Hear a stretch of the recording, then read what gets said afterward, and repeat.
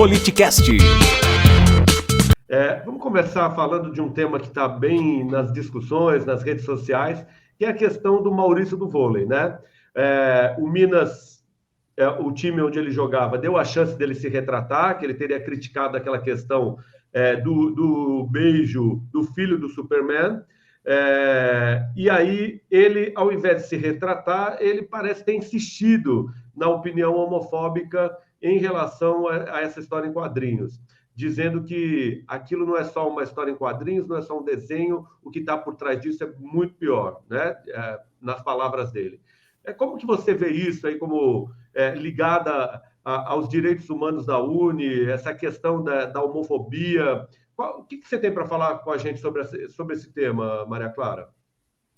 Sim, não, olha, rodou aí na Twitter, né, nas redes da juventude, a galera até fazendo uma brincadeira com isso, dizendo que o cara foi se meter com, né, uma história em quadrinhos e acabou perdendo o emprego, enfim. Então, é uma brincadeira, mas acho que esse assunto ele é muito sério, né? Acho que quando a gente fala sobre homofobia, a gente está falando sobre vidas, a gente está falando sobre mais do que pessoas terem seu direito a amar negado, a gente está falando sobre vidas que são tiradas em um Brasil, inclusive, que é um Brasil que está aí no ranking dos que mais matam pessoas LGBTs, dos que mais reproduzem homofobia aí, se a gente olha, inclusive, comparando a nível internacional, né? Então, acho que esse é um assunto muito sério. Acho que coisas como essa, né, como essa declaração do Maurício do vôlei, infelizmente, são recorrentes aí, mas quando elas se agudizam, seja numa demonstração mais pública e mais ofensiva, né? Que uma coisa, quando a gente sabe que acontece muito nos bastidores, um pitaco, uma fofoca, uma coisa maldita, mas quando isso se materializa ali numa postagem pública e principalmente quando depois dessa postagem, né, há um conjunto de retaliações dos movimentos, e não só dos movimentos, mas também de próprios companheiros de equipe, né, do Maurício, que se posicionaram aí, de outros jogadores também, inclusive as meninas, né, da seleção feminina de vôlei também, várias se posicionaram em relação a isso. Abre-se um momento para o Maurício poder se retratar e, na verdade, o que acontece não é uma retratação, né? Não dá para chamar aquilo de uma retratação muito frágil, perto do que aquilo que talvez para ele seja uma brincadeira ou que talvez para ele seja somente uma defesa das suas próprias liberdades individuais, né? Na verdade, é algo que aí massacra vidas mesmo, e tira vidas e tira o direito das pessoas poderem amar livremente, assim, né? Então, acho que esse é um assunto muito grave. Acho também, assim, né, que é um desrespeito para toda a comunidade do vôlei, inclusive, né, que em vários momentos também já foram. Acho que se a gente olha para trás aí no tempo recente, vê, por exemplo, o que aconteceu com a Carol, né, que é a jogadora de vôlei de praia, que declarou aí, né, falou fora Bolsonaro durante uma partida de vôlei. Ela foi punida, ela foi perseguida, né? Tiraram o direito dela ali, inclusive, de continuar jogando no clube que ela jogava. De fato, foi uma perseguição que ela sofreu ali. E aí, quando a gente olha para o quanto que se moveram para ir contra a Carol, para perseguir a Carol, quando a gente olha para o que está acontecendo com o Maurício, os mesmos que perseguiram a Carol estão legitimando o que o Maurício fez, né? Os filhos do Bolsonaro aí já se posicionaram, o próprio presidente já se posicionou. Então, é, de fato, muito grave, e ver isso se reproduzindo nas diversas escalas da nossa sociedade é muito duro, né? Seja no esporte, que é algo que atinge aí jovens, que atinge gerações e gerações que acompanham o esporte, que acompanham o vôlei brasileiro, mas também vendo isso se reproduzir nos mais altos escalões da política do nosso país, assim, né? Então, é muito duro. Perfeito. Com relação a isso, você acha que esse pensamento homofóbico, preconceituoso, que tenta segregar, já era um pensamento que estava na cultura da sociedade brasileira e, de alguma maneira, aflorou no governo Bolsonaro, quando tem um líder que se manifesta em relação a todas essas questões de preconceito? Ou você acha que é algo novo no Brasil, a partir do governo Bolsonaro? Ou essas pessoas já estavam lá com esse sentimento guardado? Então, qual é o teu entendimento com relação a isso, Maria Clara?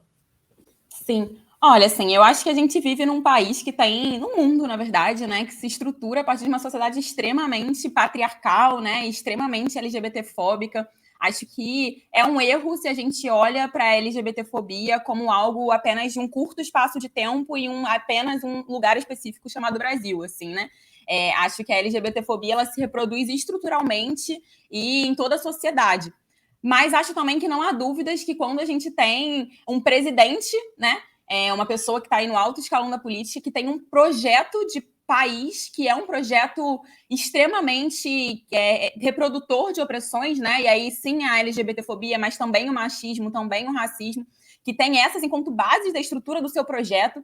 Isso acaba que abre as portas, né, para todos aqueles que também têm esse pensamento se sentirem livres para reproduzi-lo, assim, né? Então, acho que não há dúvidas que desde 2018, né, em especial, quando se tem a eleição do Bolsonaro, os ataques, né, à população LGBT, eles crescem. Acaba que as pessoas se sentem legitimadas mesmo para, isso, né, fazer uma postagem no Instagram, ou então para sair por aí agitando isso publicamente. Perfeito. A outra colocação que eu ia fazer, eu acho que você já trouxe na sua fala a resposta, porque o que eles alegam, se você for verificar exatamente na colocação da tal retratação do Maurício, ele diz o seguinte, que seria uma liberdade de opinião, que estão tentando massacrar a opinião dele. Só que é exatamente o que você falou, é opinião que legitima ataques, que massacram vidas. Esse tipo de opinião não pode ser permitida, no meu entendimento, né?